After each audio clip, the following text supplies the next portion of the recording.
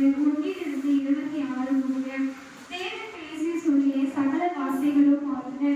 உன்னை அனுப்பி தன்னை வீடாகிய எகிப்து தேசத்திலிருந்து புறப்பட பண்ணின உன் தேவனாகிய கர்த்தர் நானே. என்னையன்றி உனக்கு வேறு தேவர்கள் உண்டாயிருக்க வேண்டாம். மேலே வானத்திலும் கீழே பூமியிலும் பூமியின் கீழ் தண்ணீர்களிலும் உண்டாயிருக்கிறவர்களுக்கு ஒப்பான ஒரு சொருபத்தை ஆகிலும் யாதொரு விக்கிரகத்தை ஆகிலும் நீ உனக்கு உண்டாக்க வேண்டாம். நீ அவைகளை நமஸ்கரிக்கவும் சேவிக்கவும் வேண்டாம். உன் தேவனாகிய கர்த்தராய் இருக்கிற நான் எரிச்சல் உள்ள தேவனாய் இருந்து என்னை பகைக்கிறவர்களை குறித்து பிதாக்களுடைய அக்கிரமத்தை பிள்ளைகளிடத்தில் 3ஆம் 4ஆம் தலைமுறை மட்டும் விசாரிக்கிறவராய் இருக்கிறேன். என்னிடத்தில் அன்பு கூர்ந்து என் கற்பனைகளை கை கொள்ளுகிறவர்களுக்கு 1000 தலைமுறை மட்டும் இரக்கம் செய்கிறவராய் இருக்கிறேன். உன் தேவனாகிய கர்த்தருடைய நாமத்தை வீணில் வழங்காதிருப்பாயாக. கர்த்தர் தம்முடைய நாமத்தை வீணில் வழங்குகிறவனை தட்டியாமல் விடார்.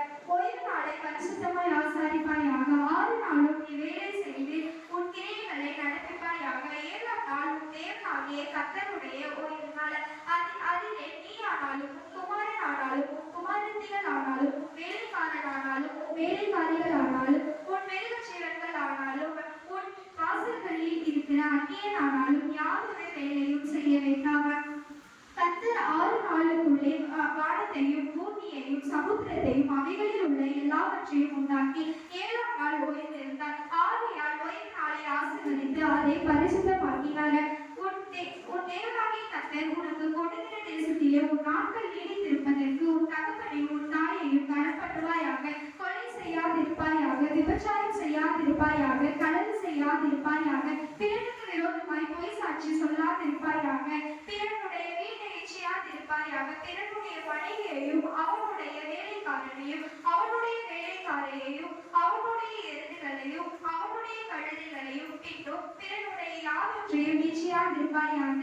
ஜனங்கள் எல்லாரும் இடி முழக்கங்களையும் மின்னல்களையும் எக்கால சத்தத்தையும் மலை புகைகிறதையும் கண்டார்கள். அதை கண்டு தூரத்திலே நின்று அதை கண்டு ஜனங்கள் பின்வாங்கி தூரத்திலே நின்று மோசேயை நோக்கி நீர் எங்களோடு பேசும் நாங்கள் கேட்போம். கர்த்தர் தேவன் எங்களோடு பேசாதிருப்பாராக. பேசினால் நாங்கள் செத்து போவோம் என்றார்கள்.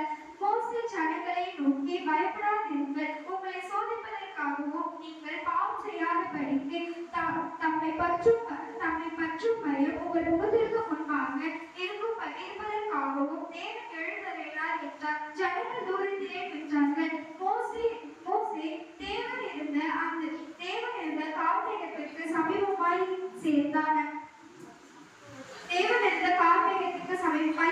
அப்பொழுது கர்த்தர் மோசேயை நோக்கி நீ இஸ்ரவேல் புத்திரரோடு சொல்ல வேண்டியது என்னவென்றால் நான் வானத்திலிருந்து உங்களுடனே பேசினேன் என்றே கண்டீர்கள். நீங்கள் எனக்கு ஒப்பான வெள்ளியினாலே தெய்வங்களையும் பொன்னினாலே தெய்வங்களையும் உங்களுக்கு உண்டாக்கவே வேண்டாம். மண்ணினாலே பலிபீடத்தை எனக்கு உண்டாக்கி அதின் மேல் உன் ஆடுகளையும் உன் மாடுகளையும் தகன பலியாகவும் சமாதான பலியாகவும் செலுத்துவாயாக. நான் என் நாமம் பிரஸ்தவப்படுத்தும் எந்த ஸ்தலத்திலும் உங்களிடத்தில் வந்து உங்களை ஆசீர்வதிப்பேன்.